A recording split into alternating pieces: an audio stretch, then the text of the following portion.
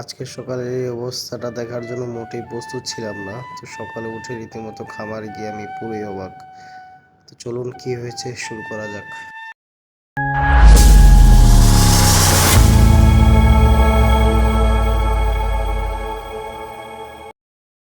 আসসালামু আলাইকুম বন্ধুরা, মাও ফার্মিং এ সবাইকে স্বাগতম। তো আজকে সকালে উঠে পরিস্থিতি দেখবো আশা করিনি। তো আজকে আমার কুচু মুরগিগুলো ডিম ফোটার টাইম ছিল। তো সকালে উপরে উঠে দেখি যে আমার একটা বাচ্চা একদিকে, দুইটা বাচ্চা দুই দিকে পড়ে আছে, একটা ডেড আর একটা মা ঠুকরাচ্ছে। আমি সাথে সাথে মাটাকে আলাদা করে দিয়ে বাচ্চাটাকে নিচে নিয়ে আসলাম, আর ডিমগুলা আমি যেহেতু আরেকটা মুরগি বসিয়েছিলাম ওটার নিচে দিয়ে দিছি।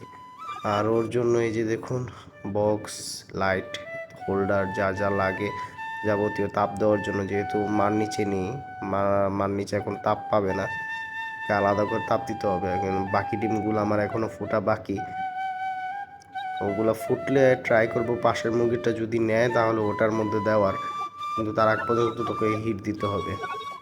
তো অ্যাকচুয়ালি আজকে ভিডিওটা করা মূলত এই জন্যই, যেন এরকম প্রবলেম কারো হলে যেন তাৎক্ষণিক এরকম ব্যবস্থা নিতে পারেন। কারণ এই পরিস্থিতির মধ্যে ভয় না পেয়ে এরকম বাচ্চার জন্য যদি সাথে সাথে লাইটের ব্যবস্থা করে ওর হিটের ব্যবস্থা করতে পারেন তাহলে ইনশাল্লাহ বাচ্চা ঠিক হয়ে যাবেন। তো আমি আল্লাহর রহমতে দেওয়ার পরে আধা ঘন্টা পরেই আমার বাচ্চাটা ডাকা শুরু করে দেয়, আর ইনশাল্লাহ একটু নড়াচড়া শুরু করে দেয়।